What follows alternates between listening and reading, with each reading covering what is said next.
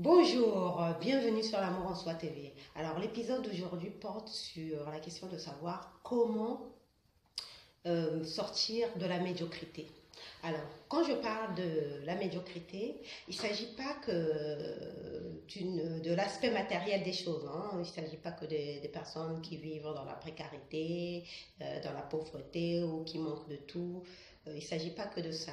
Il s'agit aussi de l'aspect psychologique et spirituel des choses. Parce qu'on peut vivre dans le luxe et se sentir médiocre parce qu'on n'arrive à rien faire de sa vie. Et peut-être que ce luxe-là est un héritage, c'est quelque chose qui nous a été donné par nos parents, mais nous-mêmes, on se sent médiocre.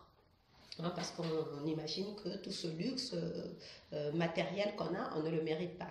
Donc, on se sent médiocre. Donc, on est bien d'accord pour dire que la médiocrité n'est pas que matérielle, elle est aussi intellectuelle et spirituelle, disons psychologique. Alors, comment sortir de la médiocrité? La première chose, c'est d'exiger le meilleur. Quand tu exiges le meilleur, tu te donnes les moyens d'avoir ce meilleur.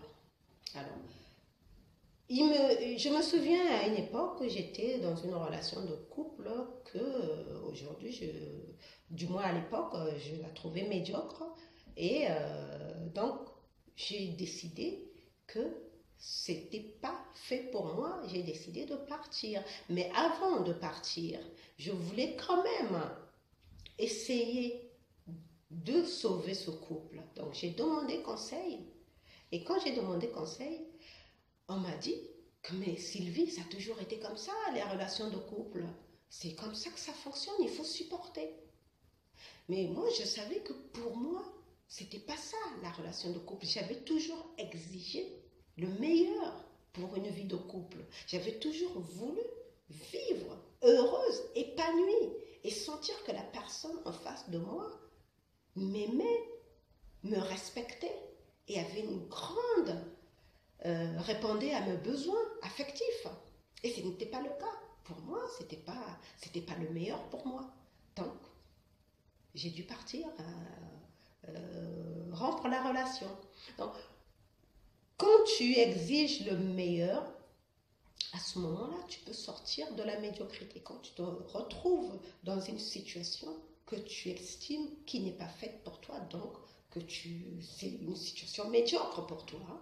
Une relation de couple peut être médiocre. Donc à ce moment-là, tu sors parce que toi, ce que tu veux, c'est le meilleur. Tu exiges le meilleur pour toi.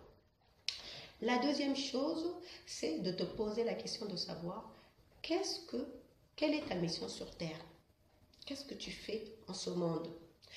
Dès le moment où tu commences à te poser la question, tu commences à trouver les réponses. C'est Paulo Coelho qui disait dans Le Guerrier Pacifique que dans Le Guerrier de Lumière, le guerrier de lumière se pose des questions. Et parce qu'il se pose des questions, il trouvera des réponses. Et dès le moment que tu commences à te poser la question de savoir quelle est ta mission sur Terre, tu trouves la réponse. Et cette réponse-là te permet de sortir de la médiocrité. La troisième chose, c'est de changer ta routine. La plupart d'entre nous, nous vivons une vie routinière. Métro, boulot, dodo. Et après, on s'installe dans la morosité. On commence à trouver que la vie n'a pas de sens. À ce moment-là, sors de ta routine. Essaie de faire de nouvelles choses, rencontrer de nouvelles personnes, jouer de l'instrument, apprendre de la danse, faire du yoga. Mais fais quelque chose que tu n'as jamais l'habitude de faire. Moi, je me rappelle à une époque, quand je commençais à trouver que ma vie n'avait pas de sens, je suis allée m'inscrire dans un atelier d'art. Et là, j'ai appris à faire de la mosaïque. Je me suis sentie bien. Donc, quand tu commences, ça c'est la troisième chose, sortir de sa routine. La quatrième chose,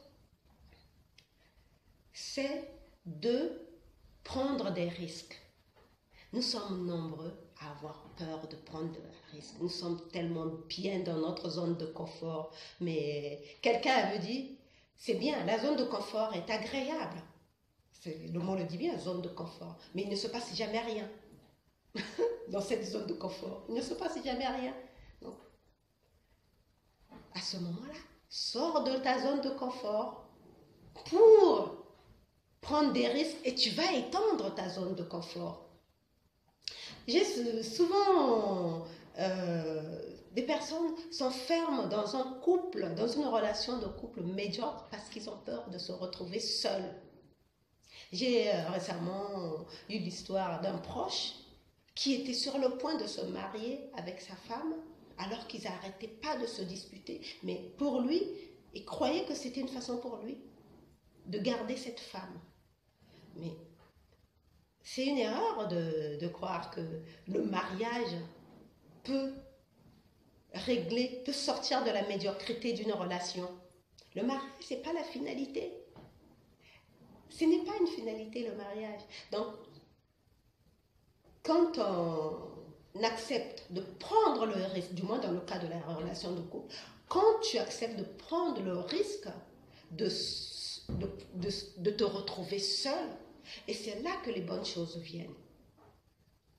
Je me rends compte que depuis que j'ai accepté de prendre le risque de vivre seul, les bonnes choses viennent à moi. Et je n'ai plus une vie médiocre comme je l'avais auparavant. Donc, c'est comme ça qu'on peut sortir de la médiocrité.